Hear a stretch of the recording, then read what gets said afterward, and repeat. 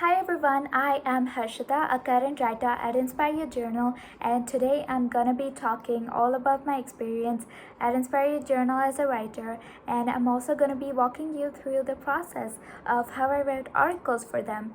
A quick introduction about myself is that I'm currently a rising junior residing in South India, and my passions and hobbies heavily are surround healthcare and politics, and I'm also very passionate in poetry. My experience at Inspire Your Journal has been nothing but great. I have nothing but good things to say about them. I remember when it all first started, I was in about ninth grade and I applied for a few essay competitions because at that time I discovered my newfound passion for writing. And I applied to a few essay competitions just to explore, myself. And one of them was John Locke essay competition, in which I actually won a merit. And it was quite prestigious, so I put it up on LinkedIn, and that is when our founder Elsa discovered me and asked me to write articles for them. Initially, I was actually quite nervous because outside of volunteering and writing for competitions, I had never really taken up a role as a writer, and for that reason, I was quite nerve-wracking for me, I'd say. But as and when I got used to it, it became one of the best things in my hobbies. Writing in general for me has always been a break from the other things that I'm doing in life, like sports, academics, and personal life. For me, writing has been an escape out of all of it.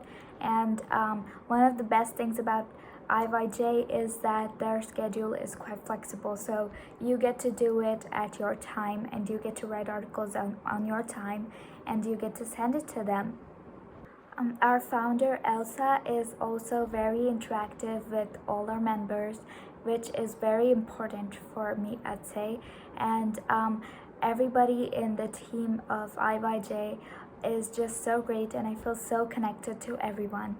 Another thing for me that I have to mention is the choosing of topics. You have the freedom to choose any topics to write articles about, and for me that is such a great opportunity to explore myself, I'd say, because outside of healthcare and politics I never really wrote anything and explored any other themes, I'd say. So for that very reason, it is very useful for me to be able to explore all other fields and write about them. It's so exciting for me to do that, and every time I sit down to write an article, choosing the topic is the most exciting part for me.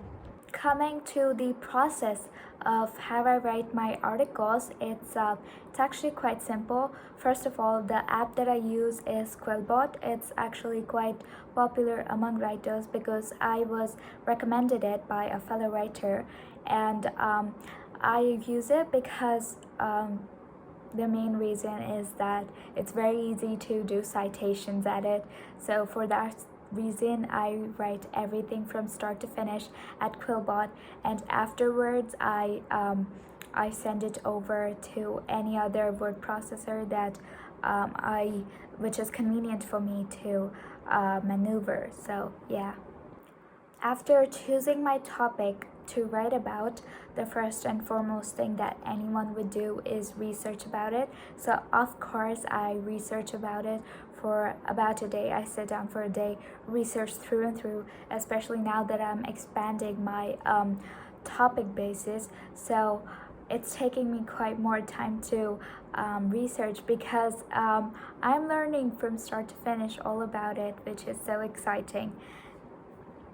After researching, the next day I just sit down to write, and this is probably one of the most difficult part for me, to figure out the introduction of my articles.